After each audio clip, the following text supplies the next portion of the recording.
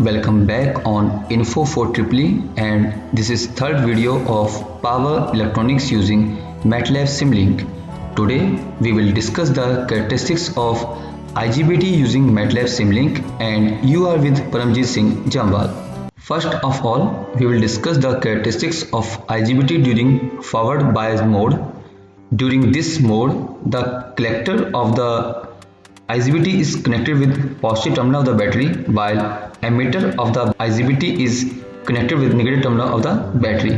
The input voltage is varied from 0 to 10 volt, and as it is given in the figure, the input voltage is varied from 0 to 10 volt, while for 0 to 10 second. For 0 to 1 second, input voltage is less than the threshold voltage, while a gate signal is applied to the gate terminal of the IGBT, but this gate signal will not be able to turn on the IGBT, so IGBT remain off during this duration. For 1 to 2 seconds, the input voltage is greater than or equal to threshold voltage, that is varying from 1 to 2 volt, but the gate signal is 0, so again the IGBT will remain off for this duration. Hence for 0 to 2 seconds, this IGBT will remain off and behave like an open circuit, so there will be no current through the resistance. Correspondingly, there will be no voltage drop across the resistance, which is clearly seen from the characteristics here, and all the input voltage will be seen across the IGBT. It is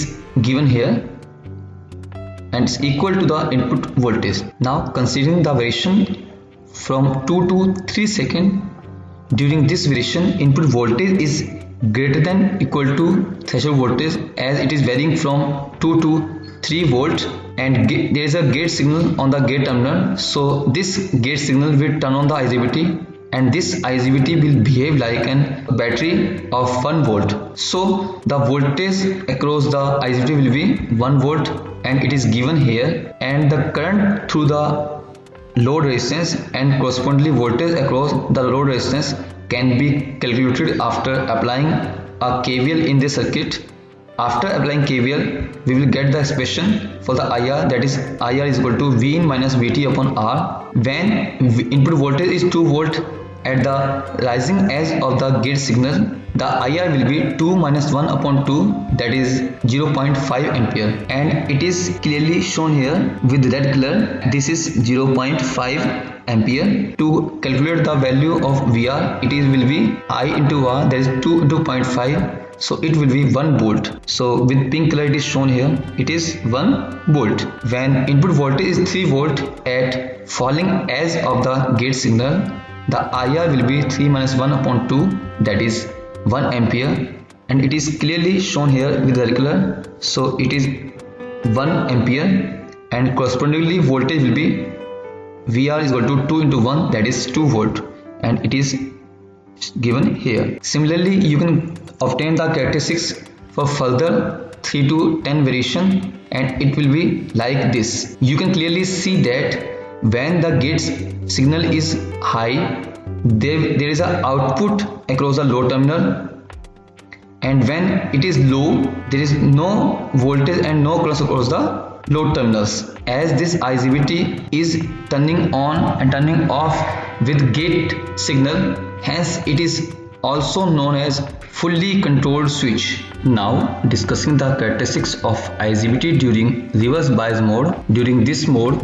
the collector of the IGBT is connected with negative terminal of the battery, while emitter of the IGBT is connected with positive terminal of the battery, and input voltage is varied from 0 to minus 10 volt as given in this figure. For 0 to 10 second, input voltage is varying from 0 to minus 10 volt, which is less than the threshold voltage of the IGBT, so even after applying a alternating gate signal, it will not be able to turn on the IGBT. So this IGBT will behave like an open circuit, and there will be no current, and correspondingly there will be no voltage drop across the resistance, which is clearly given in the characteristics, and all the input voltage will be seen across the IGBT, which is clearly given here.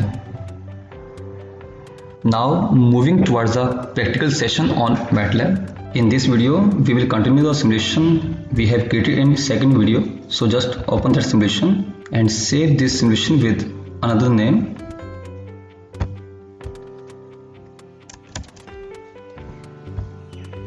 Now open Simulink library browser and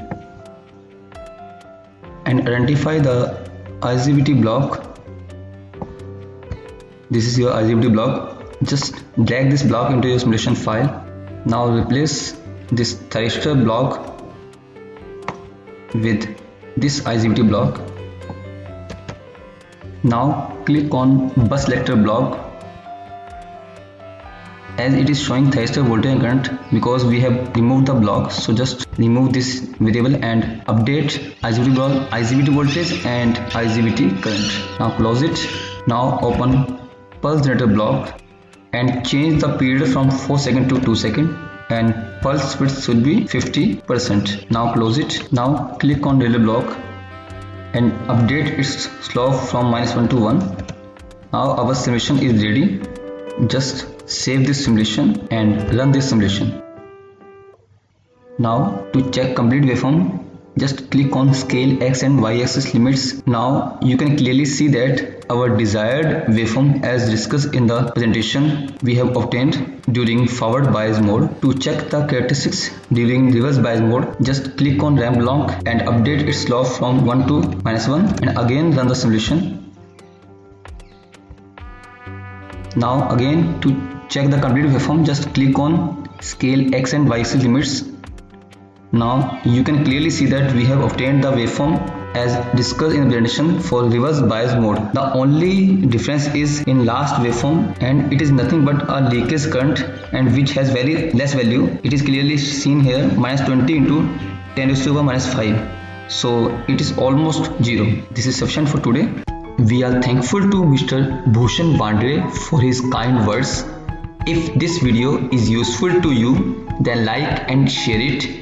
If you have any query or suggestion, then let me know through your comments. If you want to get the notification about our latest videos, then subscribe our channel and click on bell icon. Thank you for being with us.